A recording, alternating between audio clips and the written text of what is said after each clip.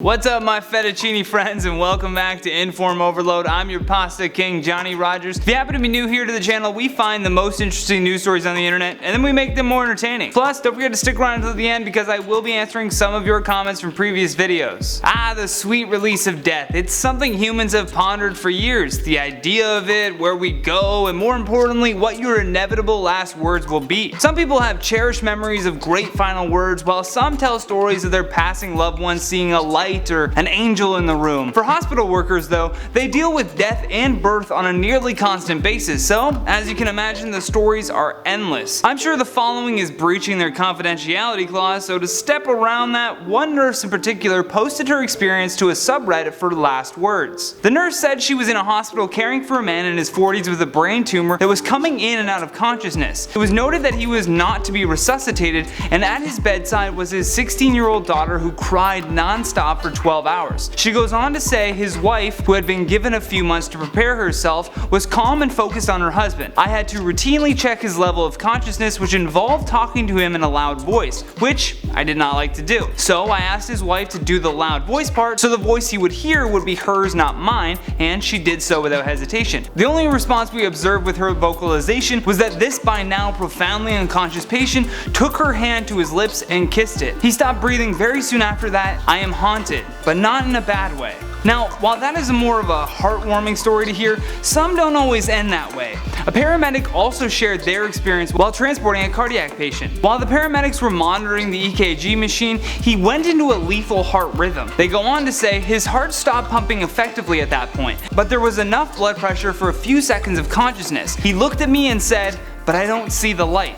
And then he went unconscious. The paramedic coded him, shocked him a few times, gave him meds by the handful, but he still died. Many people commenting on these last words posts noted a trend amongst the stories. It's believed that people choose their moment to pass away. A tech worker in a hospital explained that this is a common occurrence and something that they've seen before. Patients picking their moment. The tech goes on to say, "The first I ever saw as a professional was a guy who said he was scared to die alone when he was lucid. The patient was labeled as a do not resuscitate as well. Me and my coworkers held his hand for the first 3 hours of my shift, taking turns. His family finally showed up at about 2 a.m. His wife and adopted daughters were there, they went in, and he was dead in 10 minutes. He was waiting for his family to go." The same tech said that more recently he was with a man in his 60s with lung cancer, also labeled as do not resuscitate, and he heard the patient's wife say, "Honey, if tonight is the night, that's okay. I understand, I love you, and I always will." The patient gave a thumbs up and a smile, and then died not 10 minutes later. This kind of phenomenon is fascinating to me, and it makes me wonder what your last words will be. Comment down below with what you want your last words to be.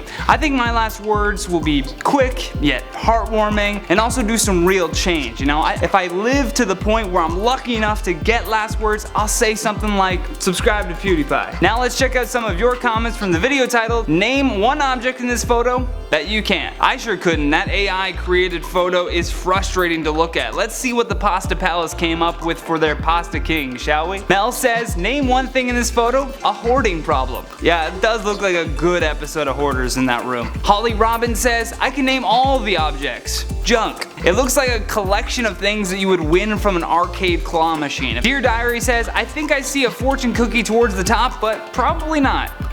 I can see that. I can see that. Sweet and Sour says, "I see chopsticks in the right hand corner. I think it's just because I'm hungry." That definitely has an effect, and I feel like the fortune cookie lady before was feeling the same way. Swampy Squid says, "I can name one, anxiety." You guys, I actually asked you, I wanted to know what was in this photo. Not just how you felt about it, but you did nail it with that one. Thank you for watching InformOverload. Hit that thumbs up button if you enjoyed this video, and if you're new here, don't forget to subscribe before you leave. If you want any more videos like this one, just click the playlist on the screen, and if you find any news stories that you want us to cover, send us a DM to the InformOverload Instagram page, and if we like it, you may just see your story on our channel. From InformOverload, I'm Johnny Rogers. Until next time, take care.